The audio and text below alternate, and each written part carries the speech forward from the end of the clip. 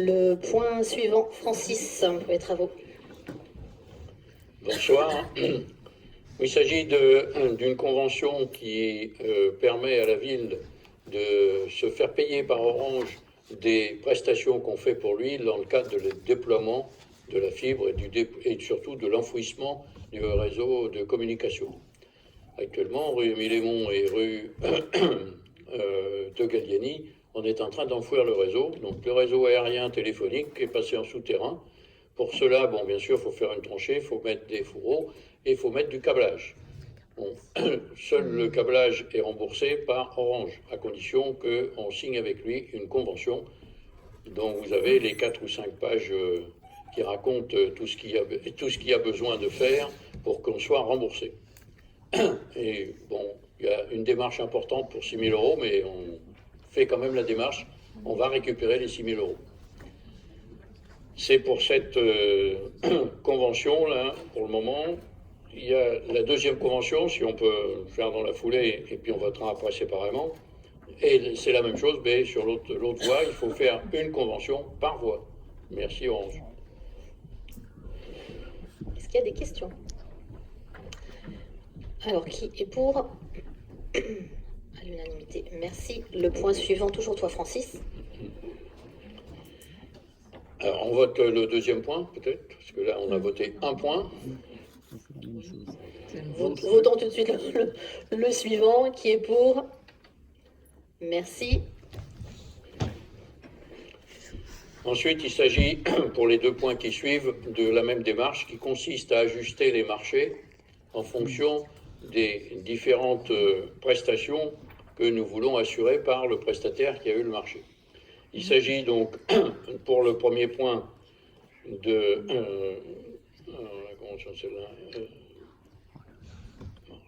donc, le nettoyage, c'est ça, j'étais en train de chercher laquelle était la première. Donc, c'est le nettoyage des bâtiments et le nettoyage des vitres. Bon, vous avez dans le rapport les différents avenants qui ont été passés. Comme il s'agit d'un marché qui est, pour lequel on a réuni une commission d'appel d'offres, il est nécessaire qu'à chaque fois qu'il y a un avenant, la commission d'appel d'offres se repositionne pour vérifier que nous n'avons pas dépassé le pourcentage admissible d'augmentation. Quand c'est de la diminution, le problème se pose moins, mais il y a quand même une réunion de la commission et on doit délibérer en fonction de l'avis de la commission. Bon, je vous passe peut-être les chiffres, vous les avez, je pense. En ce qui concerne le nettoyage des bâtiments, il y a peu de variations. Donc, bon. Des questions peut-être. Est-ce qu'il y a des questions, des remarques? Madame Armandin. Oui, Monsieur Barrier, on est bien d'accord que c'est pour la réintégration en fait de Clairefontaine et de Croix-Blanche dans l'entretien. C'est pour ça en fait qu'il y a cet avenant. Entre autres choses, oui. Parce qu'en fait, Clairefontaine et Croix-Blanche, on avait donc passé, si vous vous rappelez, nous avions voté cette délibération jusqu'à la fin de l'année, 31 décembre 2018. Parce que, bon, on ne savait pas très bien comment ça allait se passer.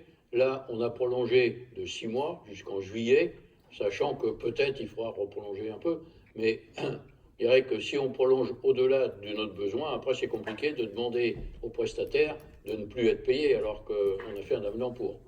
Donc effectivement, c'est ces 2 postes-là qui ont changé. Vous voyez les chiffres, enfin, je ne sais pas, je veux bien vous donner les chiffres, mais tout le monde les a sous les yeux, je pense. Merci. Y a-t-il d'autres questions? Non. On va procéder au vote. Qui est pour? Merci. Le point suivant, toujours toi, Francis. Là, il s'agit du marché de chauffage. Là encore, suivant les bâtiments, il y en a qui sont désaffectés, il y en a qu'on réaffecte. On a par exemple la piscine qui est passée à l'agglomération, bien sûr, ça fait du moins, puisque c'est plus la ville qui paye le chauffage de la piscine. La même chose pour la maison pour tous ici, qu'on avait enlevé pendant les travaux, qu'on a remis après.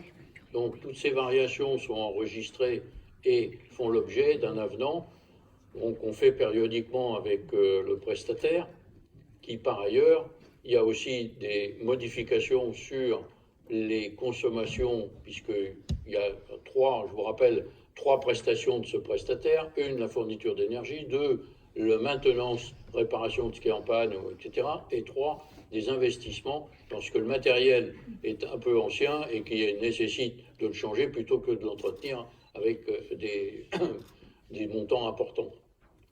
Donc dans ces 3 postes-là, il y a des modifications à chaque fois qu'il y a un bâtiment de plus ou un bâtiment de moins. Donc vous pouvez regarder que c'est essentiellement la piscine qui nous fait bouger les choses. Bon, et puis un peu la maison pour tous ici. Donc tous les chiffres sont rappelés, bien sûr. À chaque fois, on vous a rappelé tous les avenants. C'est peut-être un peu... on rappelle le passé, mais c'est une obligation pour qu'on vérifie que le montant en plus ou en moins, là dans le cas présent c'est en moins puisque la piscine était un poste important. Donc là, on a moins 11% sur le marché par rapport à ce qui était au départ.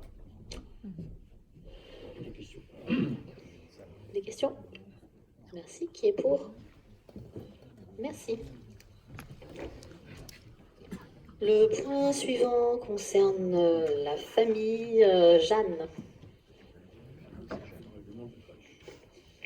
Alors, le point suivant concerne une modification sur le règlement de fonctionnement de la crèche familiale des Loupinou. En fait, les contrats a été établis en fonction de l'année scolaire.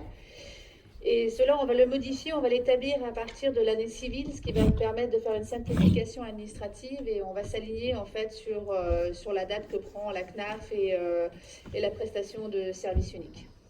Ce qui ne change absolument rien par rapport au paiement du coût des paniers.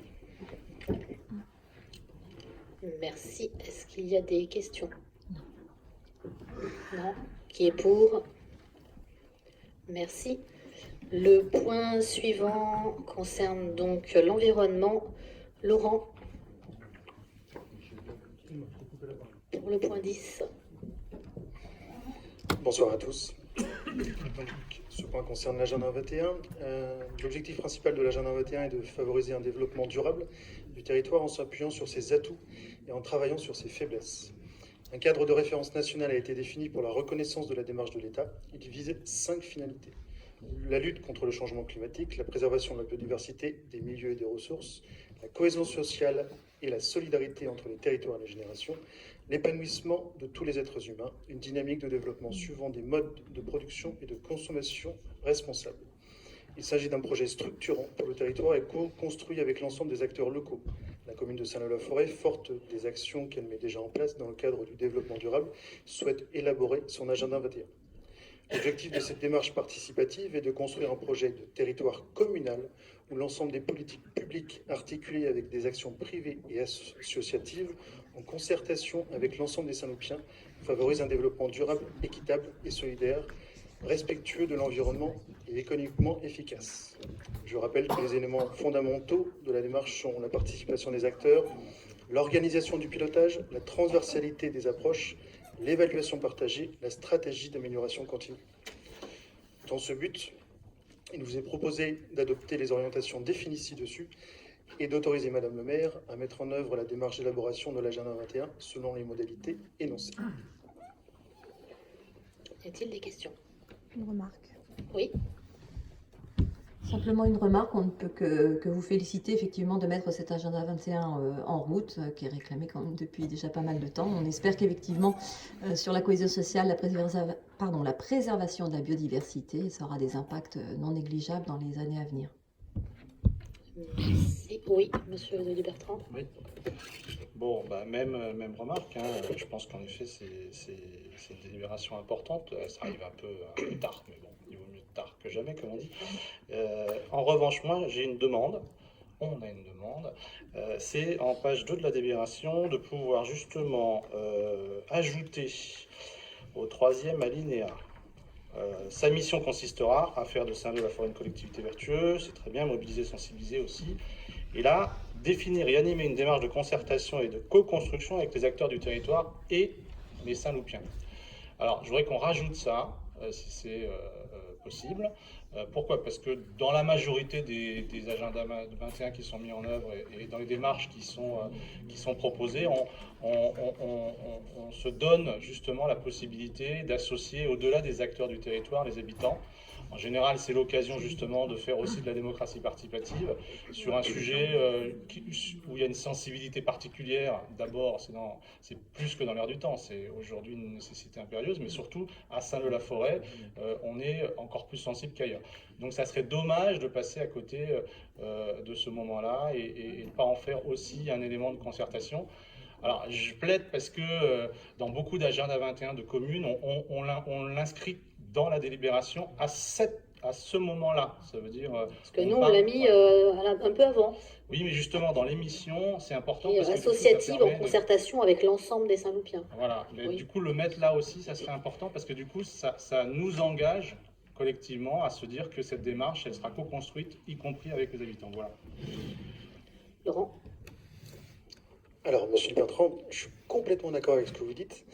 Par contre, ce que je souhaiterais, c'est que sur l'ensemble des manifestations environnementales, depuis maintenant 10 ans, globalement, je ne vois jamais une personne de l'opposition venir avec nous, que ce soit en forêt ou que ce soit sur les balais de propreté, tout ce qu'on veut.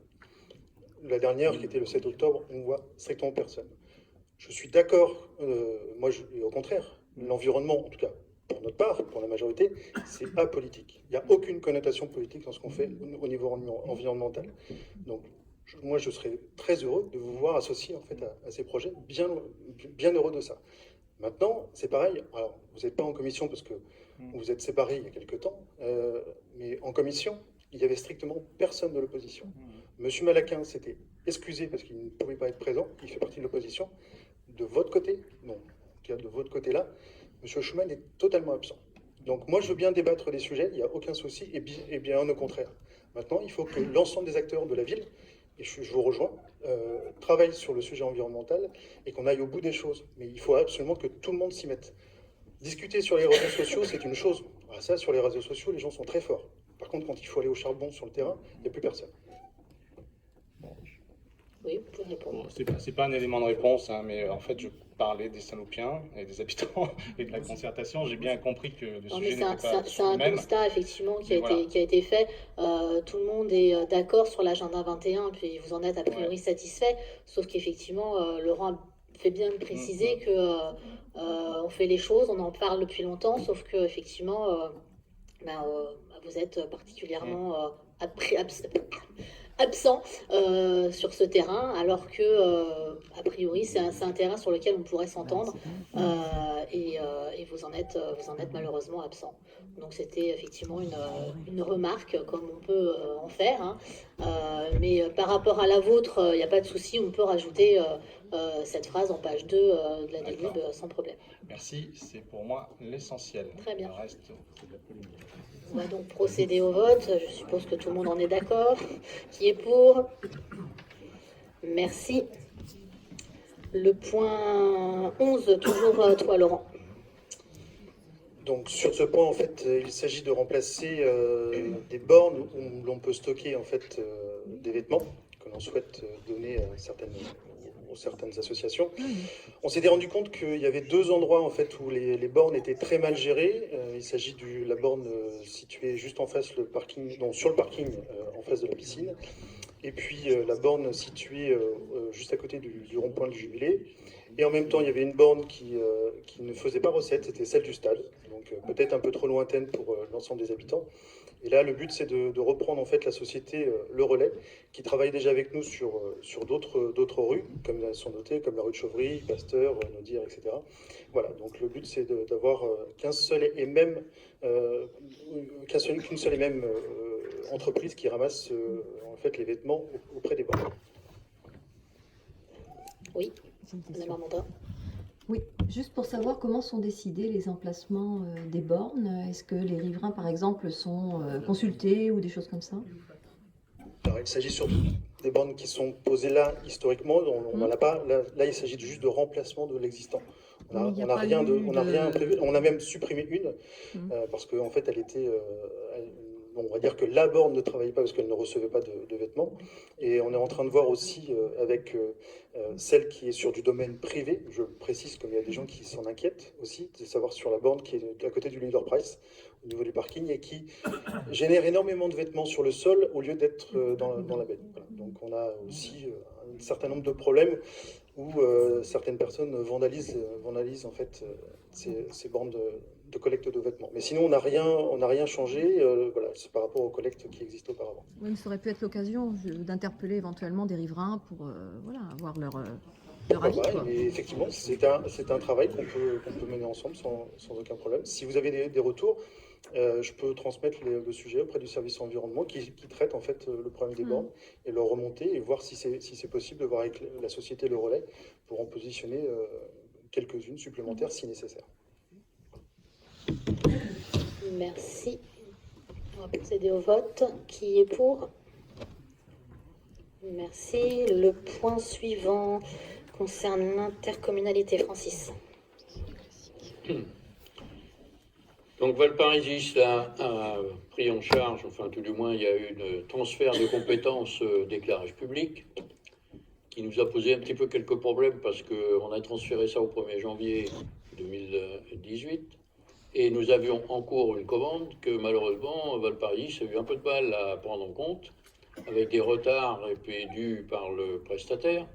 Bref, toujours est-il que ce que nous avions commandé était finançable par la ville, devenait difficilement finançable par Valparaísis, parce que Valparaísis a, lorsqu'ils calculent le prélèvement qu'ils font à la ville pour assurer la même prestation de suivi d'éclairage public, n'a pas la même notion que nous, et en fait a prélevé moins que ce qui était nécessaire pour faire la commande, pour honorer la commande qu'on avait passée. On avait quand même passé en septembre, que le prestataire s'est empressé de retarder parce qu'il savait que la communauté d'agglo allait prendre la compétence et il s'interrogeait sur qui allait payer, bien sûr. Bref, toujours est-il que ce retard a mis des grosses difficultés puisque Valparaísis est obligé d'appliquer ce qu'il applique aux autres communes en ce qui concerne l'éclairage public et ne nous prélevait pas suffisamment pour pouvoir honorer notre commande. Donc on s'est entendu avec eux, ça a été un peu long, on a fini par se mettre d'accord que Valparaísis allait financer 2 ans de prélèvement de la commune pour honorer cette fameuse commande. Ce qui fait que pendant l'année 2019, surtout fin 2018 et 2019, il ne nous reste plus de possibilité de faire des investissements d'éclairage public via l'intercommunalité. Alors on s'est un peu mis d'accord avec l'agglomération en disant, bon écoutez, nous on a besoin de rénover nos routes et d'enfouir, donc vous prenez on prend le ratio que vous êtes susceptible de financer en tant que subvention, et puis le reste, eh bien, puisque nous on l'avait prévu et financé, eh bien on va vous le donner. Ce qui s'appelle un fonds de concours. D'habitude, le fonds de concours, c'est les agglomérations qui versent aux communes de quoi faire des réalisations dans la mesure où, bien sûr, le conseil communautaire est d'accord. Mais là, c'est l'inverse. C'est la commune qui donne à l'agglo. Alors, on a innové. Il y a une ou deux autres villes qui, maintenant, savent faire des fonds de concours inversés, comme on dit. Alors, après cette explication, j'espère qu'elle était nécessaire, parce que sinon, c'est difficile de comprendre le rapport. Sur l'éclairage public, de la rue Aimé-Lemont et la rue Gallieni, ça nous coûte 42 000 €. Normalement, l'agglomération en prend 50%. Donc, et bien sûr, il nous en reste 25% qu'on doit lui financer, puisque normalement, ils n'en prennent que la moitié. Donc, c'est l'objet des 21 000 € de la première ligne du rapport. En ce qui concerne la deuxième ligne, c'est un peu la même chose avec la voirie, parce que là aussi, ils ont des paramètres et des ratios pour gérer la voirie qui ne sont pas les mêmes que les nôtres. Et en ce qui concerne la rue d'Hermont, ils ont la dépense était légèrement supérieure et ils sont à 1 € près, donc ils nous réclament les 6 000 € pour équilibrer. Donc voilà, l'objet de notre délibération, c'est d'autoriser le maire à faire un fonds de concours inversé à notre agglomération. Y a-t-il des questions? Qui est pour? Merci. Le point suivant, compte rendu des décisions du maire. Y a-t-il des remarques ou des questions? Oui, Madame Armandin. Oui, merci. J'ai une question sur la décision 2018-111 concernant le coût global de l'extension de la crèche Les Loupineaux pour un montant global de 456 000 € environ. Je voulais savoir combien de places cela représente sur cette extension de crèche. Parce que bon, si on prend les standards que l'on peut trouver assez facilement, c'est 30 000 € par berceau, donc ça fait à peu près une quinzaine de berceaux normalement supplémentaires. Donc je voulais savoir à peu près à combien on était pour cette extension. Eh bien, c'est 24. C'est 24. 24. C'est 24. Super. Merci. C'est indiqué dans le... J'ai pas fait attention. Pas de problème. Y a-t-il d'autres remarques sur le compte-rendu? Non, merci. On va passer au point suivant, qui est une convention pour le prêt de véhicules communaux à des associations. Il s'agit de rendre service à certaines associations qui souhaitent accompagner un groupe d'enfants ou d'adultes sur des manifestations, tournois ou autres les week-ends. On a mis une convention en place de manière à pouvoir leur prêter en toute sécurité notre véhicule. Y a-t-il des remarques? Non. Oui, à titre gracieux, évidemment. Merci Francis de le préciser. Qui est pour? Merci.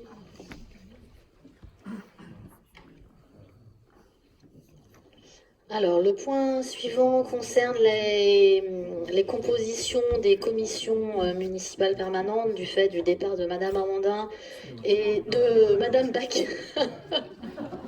J'ai beaucoup de mal avec les prénoms depuis hier, je ne sais pas pourquoi. Nous, ça l'arrangerait bien. Alors, donc je recommence. Concernant donc depuis le départ de Madame Baquin et donc de l'arrivée de Céline Girard, qui souhaite bien évidemment participer à certaines commissions, donc les commissions sont évoquées sur la délib, vous en avez pris connaissance. Est-ce que tout le monde est favorable? Qui est pour? Merci. Le point suivant, Jean-Michel.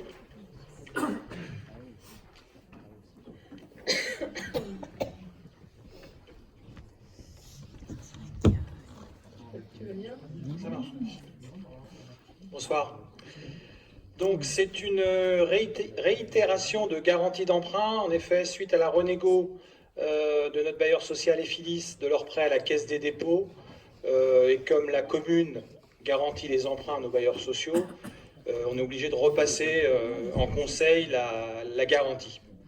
Donc voilà, c'est une régularisation suite à une renégo de prêt. Des questions? Oui. Juste pour vous dire que moi je ne prendrai pas part au vote. Bien sûr. Qui est pour? Merci. Le point suivant, Michel. Le point suivant, c'est la même chose, sauf que c'est Emmaüs Habitat, suite à la renégo de leur prêt à la Caisse des dépôts. Donc on repasse en conseil la réitération de la garantie d'emprunt. Pareil, pas de questions? Qui est pour? Là, vous participez Ah oui, pardon. Très bien.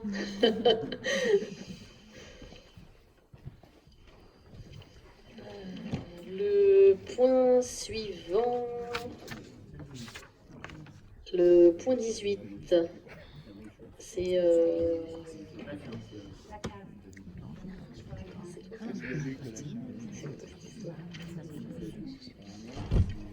Oui, donc là, c'est la motion relative à la constitution d'un comité de défense des riverains et usagers de l'A15 pour la réouverture du viaduc de Gennevilliers. J'espère que tout le monde est favorable. Qui est pour? Merci. Le point suivant, le point 19, Pascal. Oui, alors il s'agit d'une motion émise par l'Association nationale des élus en charge du sport concernant la problématique du financement du sport en France. Il a été annoncé une baisse du budget du gouvernement du budget du ministère des Sports par le gouvernement, une baisse de 30 millions d'euros, plus la suppression de certains postes d'emplois nationaux, voire des suppressions aussi également d'emplois aidés. Et donc les élus du sport se mobilisent pour faire cette motion et qui affirment leur inquiétude face au financement du sport à venir, dans le maintien des installations en état de service dans un cadre sécuritaire, et puis la construction de nouveaux équipements. Donc voilà, donc c'est une motion pour interpeller le gouvernement sur le fait que le sport aujourd'hui est contributeur d'emploi et de lien social. Est-il des remarques ou des questions? Qui est pour? Merci. Le point 20, Jean-Michel. Pas du tout. Décidément. Le point 20 qui concerne le personnel communal, la mise à jour du tableau des emplois. Y a-t-il des remarques? Non. Eh bien écoutez, on va procéder au vote. Qui est pour? Merci. Le point 21, Jean-Michel. Donc ce point, ça concerne la mise en place d'une caution bancaire pour un montant de 2 660 000 en faveur de Vinci Immobilier. Donc la société Vinci Immobilier va acquérir la partie angle rue Cognac-Jet et boulevard André Brémond pour un montant de 3,3 millions hors taxe. Et en fait, les 2,6 millions, c'est le montant. Donc, il va y avoir une première session, un premier règlement le 30 novembre. Et dans ce cadre-là, ils nous ont demandé de mettre en place une caution bancaire. Donc voilà, afin de garantir cette avance en cas de non-résiliation de la vente cumulée à une impossibilité. Donc vous avez le détail de la caution bancaire, qui s'appelle un engagement par signature. Donc vous avez le détail, c'est du classique, mais la signature est prévue chez le notaire le 30 novembre, donc on ne devrait pas faire appel à la caution. Donc on demande, il vous est demandé donc d'autoriser Madame le maire de signer l'ensemble des documents contractuels de cette caution. Oui, Madame Armandin. Oui, une explication de vote, puisque ça rejoint en fait la première délibération qu'on a pu faire sur le PLU, puisque on parle de la maison intergénérationnelle. Donc nous voterons contre, puisque ça rejoint ce premier point. Très bien, on passe au vote. Qui est pour? Merci. Qui est contre? Qui s'abstient?